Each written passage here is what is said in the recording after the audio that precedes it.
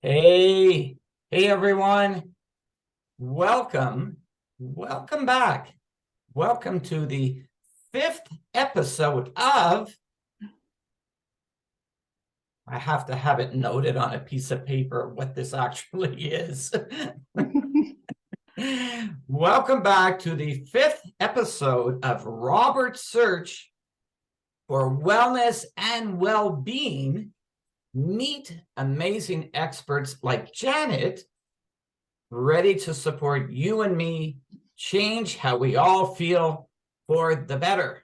And how excited I am to have my awesome friend, Janet Brazel, here today. An amazing expert, ready to support you and me, change how we all feel for the better. As part of Robert's Search for Wellness and Well-Being, I'm Robert Mandelson, the creator and facilitator of powerful play experiences, positive workplace mental health for teams. And we're here for the next 10 or 15 minutes, and we're going to enlighten you on a subject, a topic that is very dear and close to my heart, and very dear and close to Janet's heart. Something that we feel we need to talk about in terms of our wellness and well-being.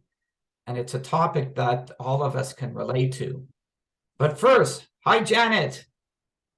Hi, Robert. Nice to be here. Always nice to spend time here with my very good friend, Janet.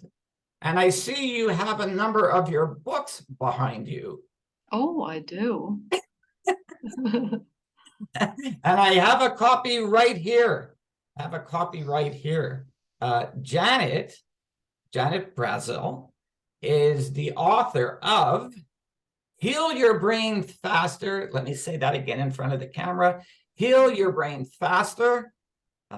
Empower your mind through yoga. What's the story behind the book? The story is my journey through a brain injury and the power of yoga, the healing power of yoga. Wow. And go ahead. And it has brought me to where I am today, which is a lot further than I was 40 years ago when I had my brain injury. And you turned to yoga as a healing practice. I did. And the book covers your journey. Mm-hmm. And there's it's an easy read. For those of you who like an easy read, I do. It's a very easy read. It's a fun read, and it has wonderful photos of Janet portraying various yoga moves as part of anyone's healing journey. And I noticed the photos are all of you in the book. Why did you take that direction? Well, I was looking for a model to do some poses for me. So I was looking at shutterbacks, and that has different models doing poses.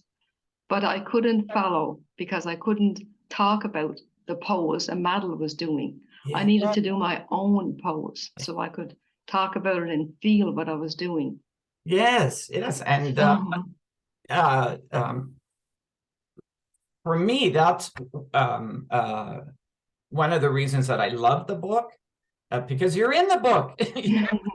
You're telling your story, and there you are. Janet and I promise you that we're not here to talk about the book today in great depth, but where can people purchase the book? Where's the best place to go to get a copy of Heal Your Brain Faster, Empower Your Mind Through Yoga? Where can people find your book? My book can be found at my website, janetbrazel.ca. And how do you spell Brazel? Like the country, Brazil. Imagine having to go through your life saying that all the time. Yeah. Hey, you and I chose a great topic today to share with everybody around my search for wellness and well-being. And you and I chose the subject of worry Mhm. and how worry gets in the way of moving forward, forward momentum. And I'm so appreciative that you and I will be talking about worry because there's way too much worry in my life. And it definitely holds me back in terms of my own wellness and well-being. So thank you for being here. Mhm. Apparently, you're an expert on worry.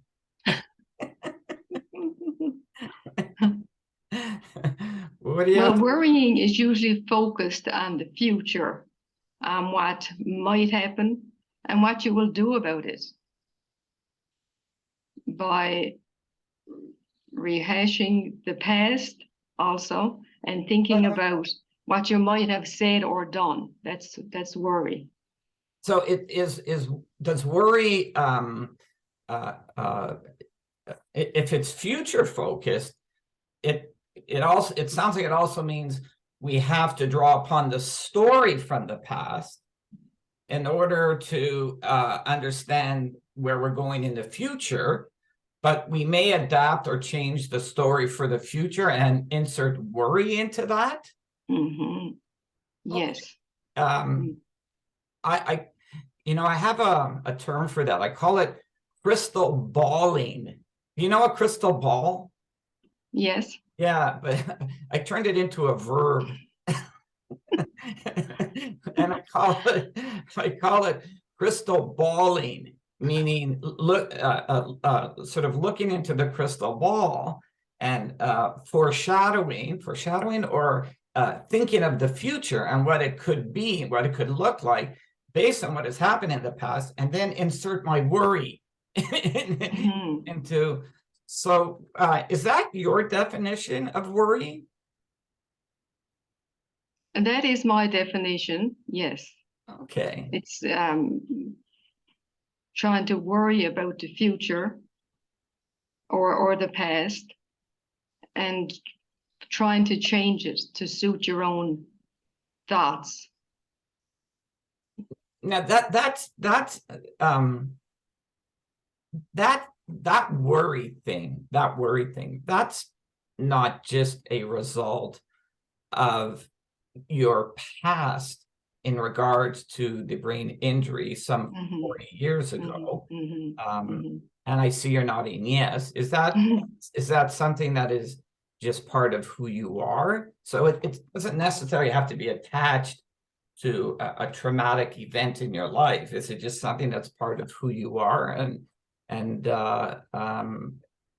because I think of my own worry, and I think about how I was influenced by both my parents in how they managed worry, and so I learned the skill of worrying. So for myself, it's not attached to a particular event or traumatic event. I assume it's not so much with you. Might I be correct there or not so correct? I think my brain injury caused my brain to worry because I was in survival mode and I was in chaos and confused and my mind wasn't working right and it just went to a bad place and it just continued to worry and just to be in a place that's not pleasant because being in survival mode and there's not a good place to be. Yeah. Mm-hmm. And are you saying at that time you held on to the worry because you were in survival mode? I did hold on to the worry, but as I progressed in my healing, I started to find ways of lessening the worry and just letting it go a lot of times. And would you say yoga played a huge part? Now, Huge. Mm-hmm. I just want everyone to know that Janet is a very untraditional yoga instructor. So if that's something of interest to you, reach out to her. But tell us how yoga helped you better manage the yoga. How did yoga better manage the yoga? That's a great line. How yoga helped you better manage the worry, and probably still helps you manage the worry. Well, I found that just starting off with breathing, Yes, and learning, because it's a learned topic, learning to breathe correctly and inhales and exhales, and being aware of the in breath and out breath, and it gives you time just to stop and just be there for that moment in the present. You're just feeling the cool air coming into your nose and feeling the warm air leaving. And you're just immersed in that as you just breathe. If you're just tuning into this video recording, this is the 5th episode of Robert's Search for Wellness and Well-Being. Meet amazing experts like Janet, ready to support you and me change how we all feel for the better. And we're talking about how worry impacts both my life and Janet's life in terms of maintaining forward momentum or moving forward in our life. And I want to thank you for talking about breathing. And I really like how you didn't say breathing exercises, because once you said exercises, I would have tuned out on you. So thank you for talking about breathing as a technique to manage worry. I think I'll take you up on that. Because it's low cost and free. That's right. And I do start my day, and I tend to end my day, and somewhere in between there's waves of worry. There are waves of worry, and you articulated so well how worry is trying to create worry inserts itself when we are thinking about the future, but it borrows the stories from the past and suggests maybe an uneasiness, an uncomfortableness, insert worry about what's to take place. That's a skill that, and I say that with humor, but that's a skill that I've learned to do quite well. I should almost put that on my resume or something. And it was very much part of the household that I grew up in. And my parents were very much into the worry state. Actually, there's a great term, the worry state. The worry state. Well, I have a tip here that I can help you overcome that worry stage with there, Robert. Well, hold on. Let me grab a pen and paper and make a note so that I have it noted and not that I might forget about it. So during your day, create a worry period. It could be in the evening after your work or when you're having your dinner, from about 5 o'clock to 5:20 or 5:30 or so, and just have that time to worry. And you might find that things that you might have jotted down to worry about really don't make too much sense anymore, or they're not too much to worry about. And if they are, take the time to worry and then let it go. Just say, okay, it's finished for today. And that'll make space for your other thoughts and for your breathing. Yeah. Wow. absolutely wow. I'm not Mhm, in no way, shape, or form am I laughing at you. mhm, mhm. So, should I make a note of these worries? Yes, throughout the day, when you have these worries come into your head, jot them down for your worry period at the end of the day, and then see if they're really solvable and if they can be fixed, or probably they're non-solvable and you're probably worrying, are you going to get cancer? That's kind of uncertain and you'll never know, so you don't need to use too much of your energy worrying about that, right? So find a place for my worries on paper Mm-hmm. as best I can by putting it into words on paper, finding a place for it as best I can, Mm-hmm. and storing them up on the list, and finding a short period of time towards the latter part of the day, Mm-hmm. and come back to the list. Mm-hmm. It sounds like the goal would almost be to um, assess that I put too much energy into these worries. When Mm-hmm. is that sort of the goal here? Is to look at my list and say, wow, that was Yeah. way too much energy I put into those worries, because now that I come back to them so many hours later, not having had the worrying going on, Mm-hmm. I can Mm-hmm. look at the worries Mm-hmm. from a very what's the word, um, with no judgment, Mm-hmm. and then look at Mm-hmm. them and say, wow, a lot of Mm-hmm. energy went into that. Mm-hmm. Uh, Yeah. Yeah. Because even when you're starting to create your list, you're you're putting the worries, you're taking the worries and putting them on paper.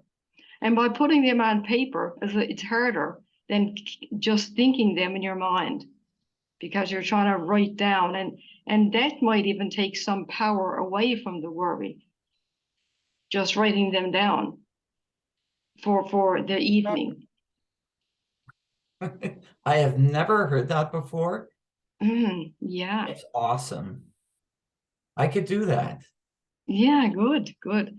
Do you? These are doable. These tips can be done, right? We can breathe and we can, you know, we can. Another one is interrupt your worry cycle, so that when you start to worry and you're all caught up and your head is all spinning and you're chaotic, just I'll just get up and go for a drink of water, or go walk across the room, or just do something just as to distract them worry thoughts. And then when you do that, they're gone for that short time. And that will give you a break, and that will slow things down.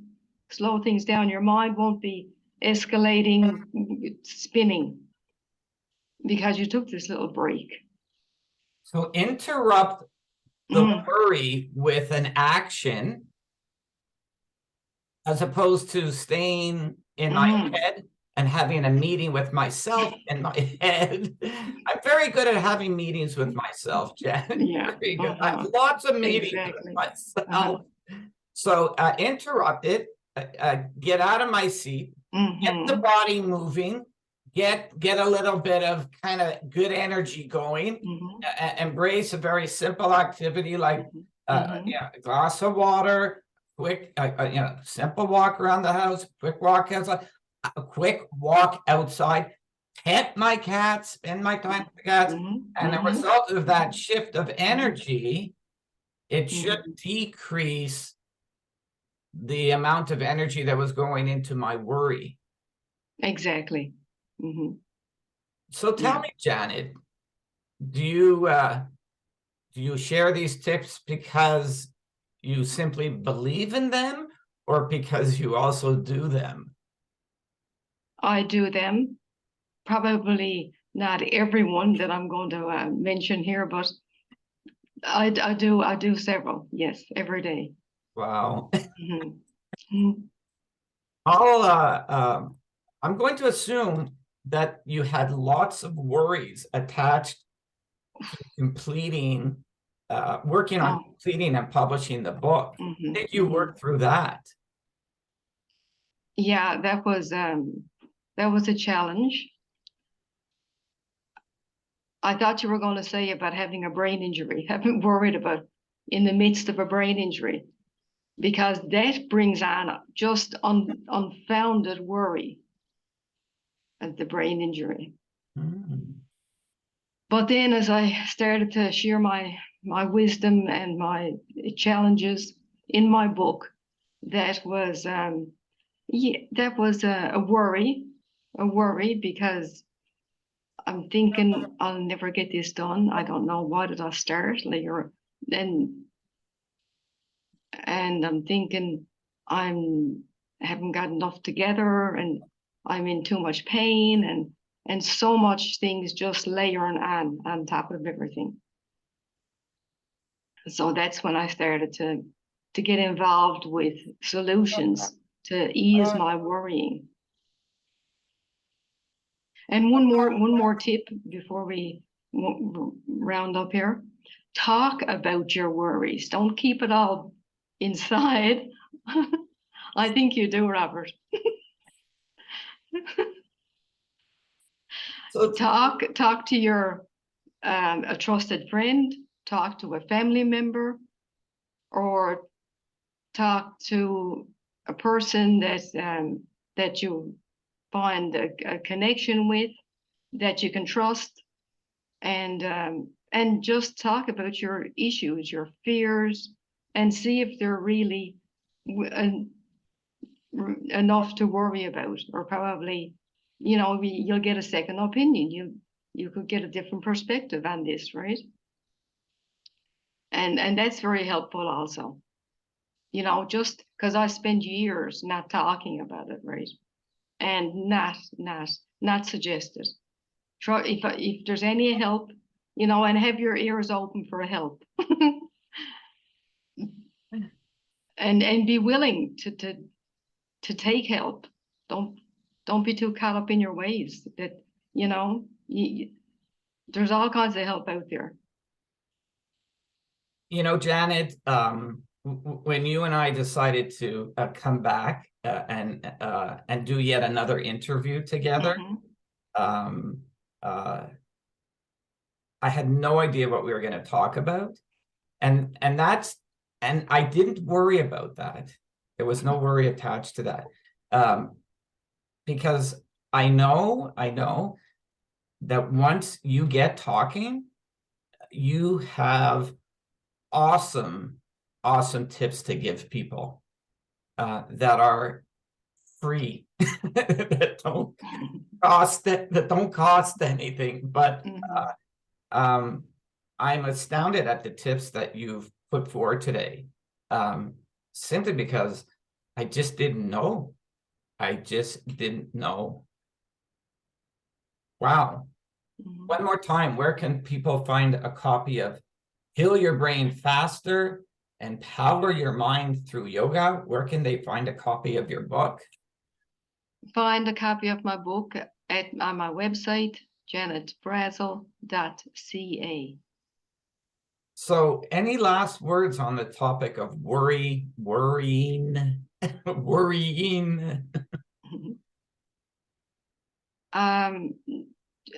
Also, challenge your thoughts. And with that, I'd like to say goodbye.